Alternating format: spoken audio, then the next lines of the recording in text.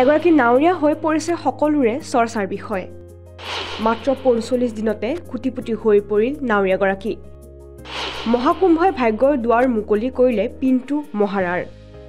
নাৱৰীয়াগৰাকীক ভূয়সী প্ৰশংসা মুখ্যমন্ত্ৰী যোগী আদিত্যনাথৰ সফলভাৱে সামৰণি পৰিল মহাকুম্ভ মেলাৰ দেশী বিদেশী ভক্তপ্ৰাণ পৰ্যটকেৰে ভৰি পৰিছিল প্ৰয়াগৰাজৰ সংগমস্থলী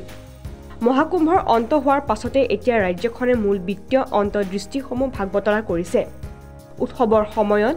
ব্যৱসায়ী আৰু ৰাজহৰ পৰিসৰ প্ৰদৰ্শন কৰিছে বুধবাৰে উত্তৰ প্ৰদেশৰ বিধানসভাৰ মজিয়াত মুখ্যমন্ত্ৰী যোগী আদিত্যনাথে প্ৰকাশ কৰিলে এগৰাকী নাৱৰীয়াৰ সফলতাৰ কাহিনী যাৰ পিছতে অনুপ্ৰাণিত হৈছে সকলো মহাকুম্ভৰ সময়ত ৩০ কোটি টকা উপাৰ্জন কৰিলে এগৰাকী নাৱৰীয়াৰ পৰিয়ালে মুখ্যমন্ত্ৰীৰ মতে এই পৰিয়ালটোৰ ১৩০খন নাও আছিল আৰু ৪৫ দিনীয়া এই অনুষ্ঠানটোত তেওঁলোকে সামূহিকভাৱে ৩০ কোটি টকা উপাৰ্জন কৰিছিল